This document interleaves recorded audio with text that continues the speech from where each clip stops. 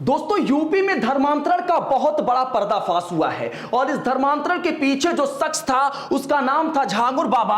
और ये झांगुर बाबा ब्राह्मणों को 16 लाख रुपया देता था और उनको मुसलमान बना देता था। दलितों को 8 लाख रुपया देता था, उनको मुसलमान बना देता था। यादवों को 12 लाख रुपया देता था, उनको मुसलमान बना देता था। क्षत्रियों को 15 लाख रुपया देता था, उनको मुसलमान बना देता था। लेकिन अब ये एटीएस के शिकंजे में है। एटीएस ने इसको गिरफ्तार कर लिया है। इसके गिरोह में कितने सदस्य थे, कैसे ये पूरी प्लानिंग रचा, और ये जिसके बारे में मैं आपको बता रहा हूं, ये सड़कों से जिंदगी शुरू किया था। सड़कों पर झाड़ फूक करता था, सड़कों पर अंगूठी और नग बेचा करता था। लेकिन कुछ ही सालों में ये 500 करोड़ रुपए का संपत्ति इसने खड़ा कर लिया, आलीशान कोठी खड़ा कर ली, लग्जरी गाड़ियों का काफिला, अलग अलग जगहों पर इसके जमीन और संपत्ति, और इसके साथ ही पाकिस्तान समेत 40 से 50 इस्लामिक देशों की यात्रा करके आ चुका है। कैसे इसके तार जो है वो अलग इस्लामिक कंट्री से जुड़ रहे हैं, विदेशी फंडिंग से जुड़ रहे हैं, ये सारी चीजों को परत दर परत आपको इस वीडियो में समझाने की कोशिश करूंगा। बहुत बड़ा पर्दाफाश हो चुका है, लेकिन अब योगी का बुलडोजर भी इसके तमाम संपत्तियों पे चल चुका है। चलिए आपको सिलसिलेवार ढंग से ये सारी चीजों को समझाने की कोशिश करते हैं। सबसे पहले देखिए कि धर्म परिवर्तन का ये फैक्ट्री कैसे चलाता था। दोस्तों बलरामपुर का एक बाबा जिसका नाम था झांगुर बाबा, यही वो बाबा है। झांगुर बाबा और उसकी गर्लफ्रेंड जो नीतू थी जिसका नाम था नसरीन, वो पकड़ी गई है। बलरामपुर से नहीं, ये लखनऊ से पकड़ी गई है, लेकिन बलरामपुर में ही सारा खेल ये खेलते थे। लड़कियों को बहलाया जाता था, फुसलाया जाता था, और उसके बाद उनका जबरन धर्म परिवर्तन का पूरा खेल चल रहा था। टारगेट कौन था? टारगेट सिर्फ और सिर्फ हिंदू लड़कियां थी। रेट फिक्स था दोस्तों। ब्राह्मण और क्षत्रियों के लिए रेट था कि अगर ब्राह्मण और क्षत्रिय कन्वर्ट होंगे मुस्लिम धर्म में तो उनका रेट जो था वो 16 लाख रुपया था। पिछड़ों के लिए ये रेट जो है वो 10 से 12 लाख रुपया हुआ करता था, और दलितों के लिए 8 से 10 लाख रुपए का रेट हुआ करता था। दोस्तों 40 बार ये पाकिस्तान सहित अन्य इस्लामिक देशों में ये यात्रा कर चुका था। एटीएस ने जो रिपोर्ट दिया है उसमें सारी बातों का जिक्र है। और सीजरे तैयबा नाम का एक किताब ये छपवाया था, जहां से ये अपने धर्म का प्रचार प्रसार करता था, और कैसे ब्रेन वॉश करना है जिनको वो फंसा रहे हैं, ये इसी किताब से किया जाता था। टारगेट किसको किसको किया जाता था? या तो विधवा महिलाएं हैं, या तो असहाय मजदूर हैं जिनको पैसे की बहुत ज्यादा जरूरत है, जो आर्थिक तंगी में जी रहे हैं, उनको फंसाया जाता था। शादी का झांसा दिया जाता था, आर्थिक मदद का झांसा दिया जाता था, और फिर उस झांसे में वो लोग आ जाते थे और उनका धर्म परिवर्तन कराया जाता था। दोस्तों क्योंकि जिन लोगों का धर्म परिवर्तन कराया गया है, आगे मैं आपको बताऊंगा कि उन लोगों ने इस बाबा के खिलाफ क्या क्या बातें बोली हैं और क्या क्या खुलासे किए हैं। दोस्तों कभी कभार ये जब सारी चीजें कहते हैं ना, जब घी जो है टेढ़ी उंगली से ना निकले, सीधी उंगली से ना निकले तो उसको टेढ़ी की जाती है। कभी कभार ये डरा धमका कर भी धर्म परिवर्तन कराता था। एटीएस ने झांगुर बाबा और उसके बेटे समेत 2024 से ये मामला चल रहा है, सभी लोगों के खिलाफ 10 लोगों के खिलाफ एफआईआर 2024 में दर्ज कर ली थी, और तब से लगातार इसके विषय में खोजबीन तलाश इसकी जारी थी। अंडरग्राउंड भी हो गया था दोस्तों। और जब ये मुकदमा दर्ज हुआ था, जब ये एफआईआर दर्ज हुई थी, और उसके बाद ही नवीन रोहरा ये भी धर्म परिवर्तन करके क्या बन गया था? जमालुद्दीन। इसको और झांगुर के बेटे जिसका नाम था महबूब, उसको गिरफ्तार किया गया था 2024 में। और तब से जब ये गिरफ्तार हुए तो उसके बाद से झांगुर बाबा अंडरग्राउंड हो गया था, जलालुद्दीन अंडरग्राउंड हो गया था, और झांगुर बाबा तब से फरार चल रहा था। चलिए अब आपको आगे समझाते हैं कि आखिर ये ब्लैकमेलिंग और प्रेम जाल का पूरा खेल कैसे रचा गया, कैसे ये सारी चीजें शुरू हुई। दोस्तों होता क्या था कि जो भी इसके गिरोह के युवक थे वो हिंदू नाम से लड़कियों के पास जाते थे, लड़कियों से दोस्ती करते थे, और उसके बाद उनको शादी का झांसा दिया करते थे। फिर उनको ले जाते थे झांगुर बाबा की दरगाह पर।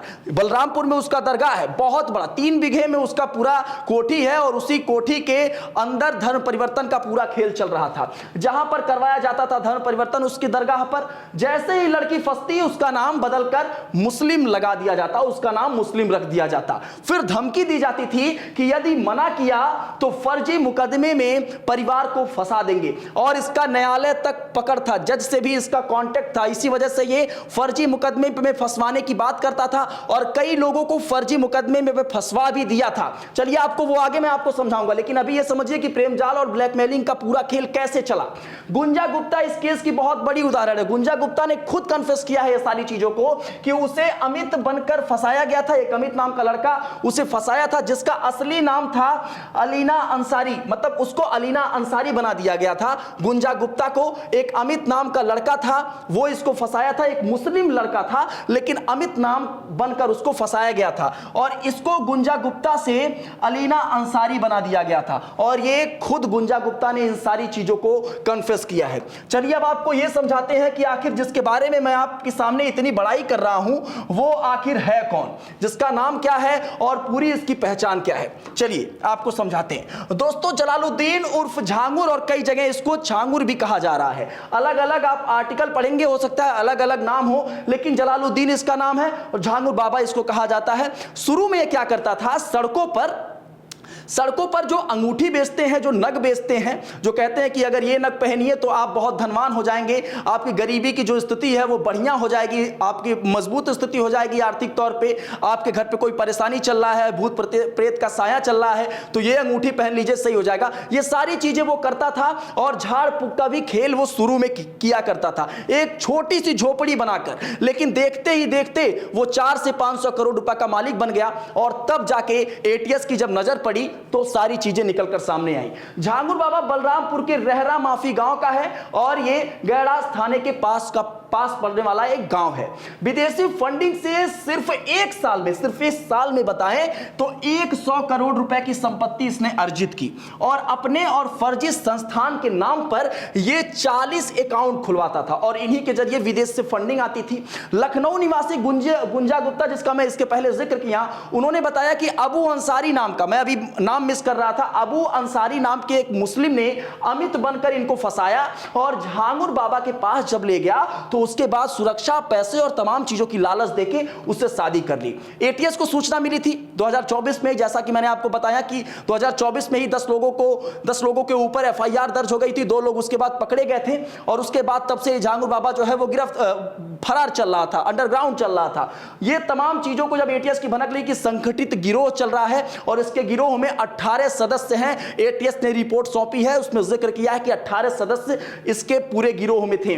झांगुर के ऊपर 50,000 रुपए का इनाम भी घोषित था, इसके सर पर 50,000 रुपए का इनाम घोषित था। एटीएस के अलावा अब इसके ऊपर ये समझिए कि ईडी भी पड़ चुकी है, आईबी भी पड़ चुकी है, एनआईए भी इससे पूछताछ करेगी और ये खंगालने की कोशिश करेगी कि विदेश में किन किन समूहों से इसका फंडिंग हो रहा था, विदेश से कहां से फंडिंग हो रहा था। और इसके साथ यह भी कहीं ना कहीं समझने की कोशिश करेगी कि क्या यह कहीं समाज की जड़ों को हिलाने वाला साजिश तो नहीं था। हालांकि है ही, जिस तरीके से धन परिवर्तन करा रहा था तो वो है ही, लेकिन एनआईए और आईबी और ईडी जब इससे पूछताछ करेगी तो और भी चीजें निकलकर सामने आएगी। लेकिन अभी समझिए दोस्तों कि योगी का बुलडोजर इसके मकान पर चल गया है। अकूत संपत्ति, आप सोचिए कि 2-4-5 सालों के अंदर किसी के पास 500 करोड़ रुपए आ जाए तो समझेंगे ना आप कि वो अकूत संपत्ति है।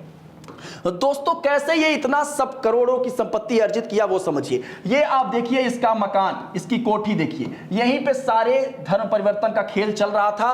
3 बिगहे में ये प्रॉपर्टी थी, आलीशान महल था, दरगाह भी वहां पे था और दूसरे तल्ले के ऊपर ये अपना मकान बनवा के सुरक्षित रहता था। बलरामपुर में इसका बहुत बड़ा कोठी था, यहीं से धर्म परिवर्तन का पूरा खेल चल रहा था। 3 करोड़ की कोठी 3 बिगहे में फैली हुई थी। बलरामपुर प्रशासन ने योगी का बुलडोजर भेजा और आज की सुबह की अपडेट में इसके बारे में बता रहा हूं कि बुलडोजर इसके मकानों पर चल चुका है। नोटिस चस्पा हुई थी, उस नोटिस का जवाब देने के लिए कहा गया था, लेकिन कोई जवाब नहीं दिया गया और अब सुबह प्रशासन का बुलडोजर इसके मकान पर, इसके आलीशान कोठी पर गरजा है। लग्जरी गाड़ियों का काफिला इसके घर पर रहा करता था। अलग अलग वैरायटी की कारें, लग्जरी गाड़ियां इसके काफिले का हिस्सा थी। विदेश से इसकी फंडिंग होती थी। यह कोठी उसकी गर्लफ्रेंड, जिसका नाम नसरीन बताया जा रहा है, नीतू इसको कहते थे कि नीतू है। झांगुर बाबा जब ये बना था तो हिंदू के तौर पे बना था, लेकिन इसका नाम जलालुद्दीन था। उसी तरीके से इसकी जो गर्लफ्रेंड का नाम था वो नीतू रखा हुआ था, लेकिन असली नाम उसका क्या था? नसरीन। तो उसकी गर्लफ्रेंड और दोनों लोगों को गिरफ्तार कर ली है एटीएस के अनुसार ये 100 करोड़ रुपए से 500 करोड़ रुपए तक की संपत्ति के आंकड़े बताए जा रहे हैं। 16 करोड़ की प्रॉपर्टी ये पुणे में खरीदा था। अब दोस्तों जो आगे आपको बता रहा हूं वो जानकर आपको हैरानी होगी कि प्रशासन या फिर ये कहें कि एक जज ने इनकी कैसे मदद की। सीजीएम राजेश उपाध्याय, ये रिपोर्ट है, भास्कर की रिपोर्ट है कि सीजीएम राजेश उपाध्याय की पत्नी पुणे की संपत्ति में हिस्सेदार थी। जो 16 करोड़ की संपत्ति थी जो वो पुणे में खरीदा था, उसके हिस्सेदार जो है वो उनकी पत्नी राजेश उपाध्याय की पत्नी संगीता थी, उनकी भी हिस्सेदारी उसमें थी। तो इसका जो झांगुर बाबा का न्यायालय में भी अच्छा खासा पकड़ था, मतलब राजेश उपाध्याय से पकड़ था। और इसी पकड़ की वजह से अगर कोई धर्मांतरण के लिए नहीं मानता था, कोई झांसे में नहीं आता था, तो झांगुर बाबा उसके ऊपर फर्जी मुकदमे लाद देता था, क्योंकि उसका न्यायालय में पकड़ था, न्यायालय से आदेश करवाता था, एफआईआर दर्ज होती थी और उसके बाद बेगुनाहों को सताया जाता था। इस तरीके से इसका पूरा खेल चल रहा था दोस्तों। अब आपको वो समझाने की कोशिश करते हैं जो मैं आपको पहले बताया कि जिन लोगों को यह धर्म परिवर्तन करवाया था, उन लोगों ने मीडिया के सामने क्या बोला है, मीडिया के सामने उन्होंने कैसे अपनी आप बीती बताई है। चलिए यह समझाने की कोशिश करते हैं दोस्तों। इस्लाम कबूल करने वाले तकरीबन 15 लोगों की वापसी हुई है, फिर वो हिंदू धर्म में आ गए हैं। अभी लखनऊ में 15 लोगों की घर वापसी हुई है, उनके माथे पर तिलक, उनको माला पहनाकर फिर से मंत्रोच्चारण के साथ, जय श्री राम के उद्घोष के साथ उनको वापस हिंदू धर्म में लाया गया है। मानवी शर्मा है दोस्तों, ये मानवी शर्मा ने क्या बताया है, चलिए मैं आपको यह बता देता हूं। मानवी शर्मा ने अपनी आप बीती में बताया है कि एक रुद्र नाम का लड़का था, यह नाम गौर करिएगा, यह रुद्र नाम का लड़का था, लेकिन अभी कुछ देर में इसका नाम बदल जाएगा। दोस्तों रुद्र नाम का एक लड़का मानवी शर्मा को कैसे फंसाया, वो कहा कि तुम्हारे पापा का अगर शराब नहीं छूट रहा है। जो मानवी शर्मा थी, इनके पिताजी बहुत शराब के आदी थे, वो शराब के एक तरीके से कह सकते हैं बहुत ज्यादा उनको लत थी।